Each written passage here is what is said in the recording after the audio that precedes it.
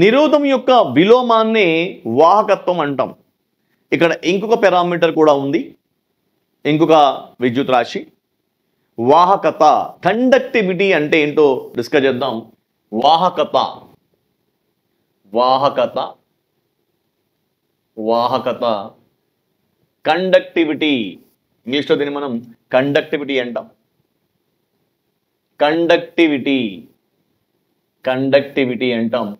దీన్ని మనం ఈ సింబల్తో రిప్రజెంట్ చేస్తాం. ఈ సింబల్ని ఎలా చదువుతాం అంటే సిగ్మా అని చదువుతాం.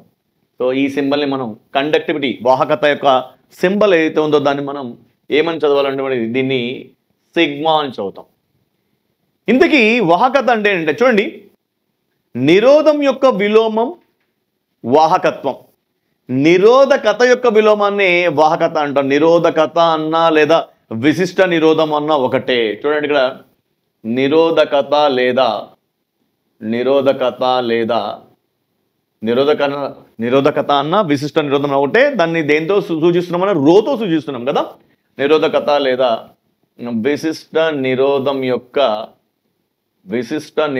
యొక్క విలోమాన్ని వాహకత అంటారు. వాహకత కండక్టివిటీ అంటారు. వాహకత కండక్టివిటీ అంటారు. మరి వాహకత చూడండి, వాహకత ఈజ్ ఈక్వల్ టు 1 విలోమం కాబట్టి ఏం రాస్తాం మనం 1 నిరోధకత. నిరోధకత యొక్క విలోమం అన్నాం కాబట్టి చూడండి దేని యొక్క విలోమం కనుక్కోవాలో దాన్ని మనం 1 అలా రాసుకుంటాం. x యొక్క విలోమం 1/x, p యొక్క విలోమం 1/p. కాబట్టి నిరోధకత యొక్క విలోమం కాబట్టి 1 నిరోధకత. సో వాహకత ఈజ్ ఈక్వల్ టు 1 నిరోధకత. మరి వాహకతను మనం దేంతో సూచిస్తున్నాం మనం sigma. Sigma is equal to 1 ఇది రో. సిగ్మా ఈజ్ ఈక్వల్ టు 1 రో.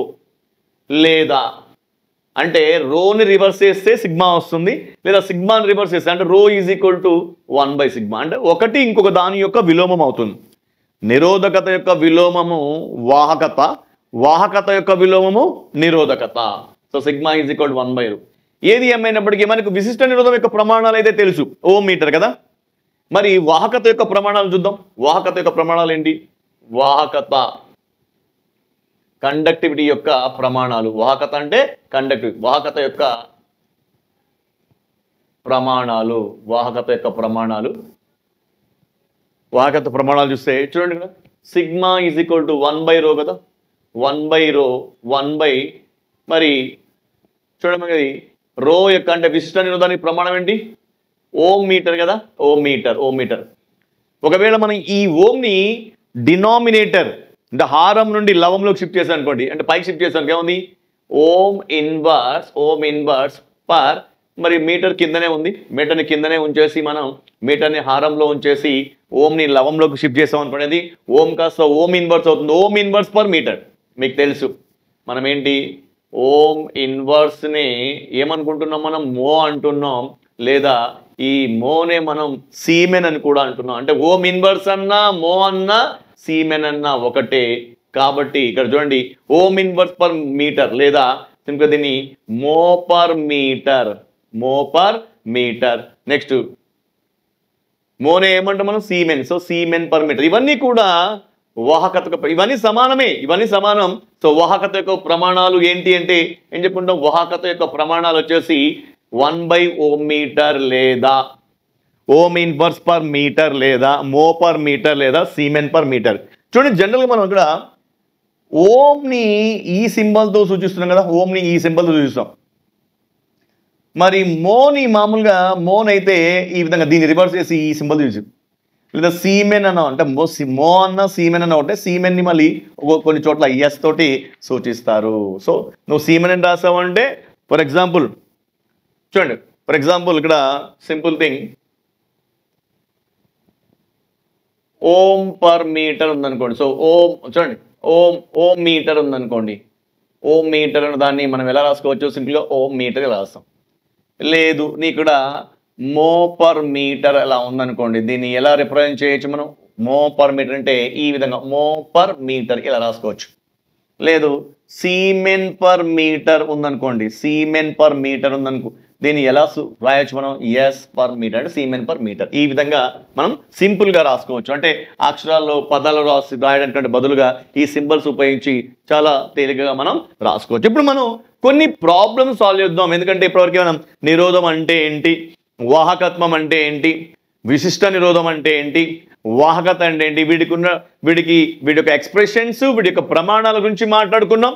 మరి వీటి మీద మరి ప్రాబ్లమ్స్ అడిగితే అవి ఎలా అడగబడతాయి, వాటిని మనం ఎలా సాల్వ్ చేయొచ్చు? చాలా సింపుల్ క్వశ్చన్స్ అడగబడతాయి. సో వాటిని చూద్దాం ఒకసారి. మనం చూడండి క్లియర్గా. ఫస్ట్ క్వశ్చన్ చూడండి. 2 మీటర్ల పొడవు మరియు 10 మిల్లీమీటర్ స్క్వేర్ మధ్య ఛేద వైశాల్యం కలిగిన ఒక వాహకం యొక్క నిరోధాన్ని కనుగొనండి. మరి వాహకం యొక్క విశిష్ట నిరోధం 1.5 × 10⁻⁷ ఓం మీటర్. సో ఒకసారి ప్రాబ్లంలో ఇవ్వబడినటువంటి ఇన్ఫర్మేషన్ని క్లియర్గా చదవండి. ఇచ్చినటువంటి వాల్యూస్ విలువలను రాసుకుందాం. తర్వాత ఏం కనుక్కోవాలో నిర్ధారిద్దాం.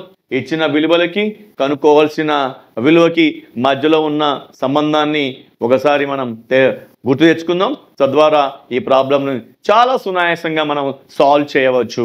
చూడండి, ఇక్కడ 2 మీటర్ల పొడవు అంటే క్లియర్గా ఇవ్వడం జరిగింది వాహకం యొక్క పొడవు. చూడండి, వాహకం యొక్క పొడవు. మరి దీన్ని దేంతో చూస్తాం మనం? Small L is equal to 2 మీటర్లు. వాహకం పొడవు 2 మీటర్లు. వాహకం యొక్క మధ్యఛేద వైశాల్యం వచ్చేసి area cross section of the conductor ఇచ్చాడు కూడా. మధ్యఛేద వైశాల్యం దేంతో చూస్తున్నాం మనం? Capital A is equal to ఎంత? 10 మిల్లీమీటర్ స్క్వేర్. కానీ ఇది స్క్వేర్ మీటర్లో ఉండాలి, మీటర్ స్క్వేర్లో ఉండాలి. దాన్ని ఎలా మనం కన్వర్ట్ చేస్తాం? జనరల్గా చూడండి, మనకి 1 మీటర్ ఈజ్ ఈక్వల్ టు 100 సెంటీమీటర్లు. మళ్ళీ 100 ప్రతి సెంటీమీటర్లకు 10 మిల్లీమీటర్ అంటే 10 సెంటీమీటర్, 1 సెంటీమీటర్కి 10 మిల్లీమీటర్లు కదా. అంటే సెంటీమీటర్లు 10 మిల్లీమీటర్స్ అంటే మొత్తంగా మనకి 1 మీటర్కి ఎన్ని మిల్లీమీటర్లు? 1000 మిల్లీమీటర్స్ అనుకున్నప్పుడు చూడండి ఇక్కడ. అంటే 1 మీటర్ ఈజ్ ఈక్వల్ టు 1000 అంటే 10 క్యూబ్ మిల్లీమీటర్స్ కదా. 10 క్యూబ్ మిల్లీమీటర్స్. ఒక పని చేద్దాం, ఈ 10 క్యూబ్ని ఎడమ వైపు షిఫ్ట్ చేసాం అనుకోండి, ఏమవుతుంది? ఆ పవర్ యొక్క గుర్తు మారుతుంది. రైట్ సైడ్ పవర్కి అదేంటే +3 ఉంది కాబట్టి ఎప్పుడైతే మనం లెఫ్ట్ సైడ్ షిఫ్ట్ చేస్తామో ఎడమ వైపుకి దాని యొక్క ఘాతం యొక్క గుర్తు అంటే పవర్ యొక్క సైన్ గుర్తు మారుతుంది. అప్పుడు మనకి 10 పవర్, ఈ 10 క్యూబ్ కాదు 10 పవర్ మైనస్, ఈ లెఫ్ట్ సైడ్ ఏముంది? మీటర్. 10 పవర్ మైనస్ ఈ మీటర్ ఈజ్ ఈక్వల్ టు ఇంకా మిగిలింది రైట్ సైడ్ మిల్లీమీటర్. అంటే 1 మిల్లీమీటర్ ఈజ్ ఈక్వల్ టు ఏంటి? 10 పవర్ మైనస్ ఈ మీటర్స్. అంటే ఇప్పుడు దీన్ని మీటర్ స్క్వేర్లో మార్చాలంటే 10, ఈ మిల్లీమీటర్కి స్క్వేర్ ఉంది, ఈ మిల్లీమీటర్ ప్లేస్లో నేనేం చేస్తా? 1 మిల్లీమీటర్ ఈక్వల్ 10 పవర్ మైనస్ ఈ మీటర్స్. 10 పవర్ మైనస్ ఈ మీటర్స్. అప్పుడు ఏమవుతుంది చూడండి క్లియర్గా. 10 × 10 పవర్ మైనస్ ఈ హోల్ స్క్వేర్ అంటే ఎంత? 10 పవర్ -6 అండ్ మీటర్ కూడా స్క్వేర్ ఉంది కాబట్టి మీటర్ స్క్వేర్. అంటే ఒకటి గుర్తుపెట్టుకోండి, సింపుల్గా చెప్పాలంటే మిల్లీమీటర్ స్క్వేర్ని చూడండి, మిల్లీమీటర్ స్క్వేర్ని మీటర్ స్క్వేర్లోకి మార్చవలనన్నా, మిల్లీమీటర్ స్క్వేర్ని మీటర్ స్క్వేర్లోకి మార్చవలనన్నా 10 పవర్ -6తో గుణించాలి. మీ షార్ట్కట్గా మీరు గుర్తుపెట్టుకోండి. ఇదంతా వద్దు అనుకుంటే మీరు నేరుగా దీన్ని ఇలా గుర్తుపెట్టుకోవచ్చు. మిల్లీమీటర్ స్క్వేర్ని మీటర్ స్క్వేర్లోకి మార్చాలి అంటే దేనితో గుణించాల్సి ఉంటుంది? 10 పవర్ -6తో గుణించాల్సి ఉంది. అదే చేసాం మనం, 10 పవర్ -6.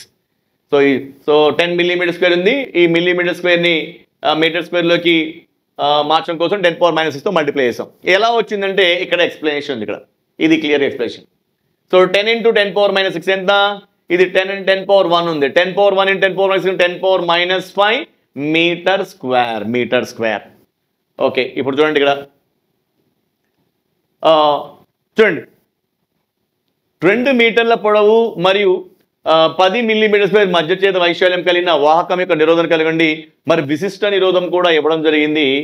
విశిష్ట నిరోధము వచ్చేసి rho is equal to 1.5 × 10 power -7 ohm metre. మనం ఏం కనుక్కోవాలి? నిరోధం కనుక్కోవాలి. వాహకం యొక్క నిరోధంని కనుక్కోవాలి. R is equal to rho L by A. So అన్ని వాల్యూస్ మనకు అందుబాటులో ఉన్నాయి, అన్ని విలువలు ఇవ్వడం జరిగింది. మనం చేయాల్సిందల్లా ఇచ్చిన వాల్యూస్ని ఈ ఫార్ములాలో సబ్స్టిట్యూట్ చేయడమే. సబ్స్టిట్యూట్ చేయండి. వాహకం యొక్క నిరోధాన్ని కనుక్కోండి. సో రో ఈజ్ ఈక్వల్ టు ఏంటి, రో మనకి విశిష్ట నిరోధం 1.5 ఇంటూ 10⁻⁷ ఇంటూ ఎల్ ఎంత, లెంత్ వచ్చేసి మనకి 2 మీటర్స్ బై ఏ ఎంత మనకి 10 పవర్, ఇక్కడ మనకి వచ్చింది 10⁻⁵ సో 1.5. సో చూడండి ఇక్కడ నేను క్లియర్గా ఈ 1.5ని 2ని మల్టిప్లై చేస్తే 1.5 ఇంటూ 2 అంటే 3 ఇంటూ 10⁻⁷ ఇంటూ ఈ 10⁻⁵ పైకి వచ్చింది అనుకోండి, ఏమవుతుంది మనకి 10⁻+5 అవుతుంది. అప్పుడు ఏముంది 3 ఇంటూ 10⁻⁷ ఇంటూ 10⁻5 ఎంత, 10⁻⁷ ఇంటూ 10⁻5 వచ్చేసి 10⁻⁻2 so 10⁻2 ohms. R is equal to 3 into 10⁻2 ohms. లేదా దీన్ని చూడండి ఇంకా సింప్లిఫై చేస్తే మనకి R is equal to 3 into 10⁻2 so 3 into 10⁻2 ని ఏం రాసుకోవచ్చు మనం 1/10² రాసుకోవచ్చు. అంటే 3/10² అంటే ఎంత 100, 3/100 అంటే 0.03 metres, 0.03 metre, sorry 0.03 ohms resistance కదా, 0.03 ohms. సో మొత్తానికి మనకు నిరోధం ఎంత వచ్చిందంటే 0.03 ohms.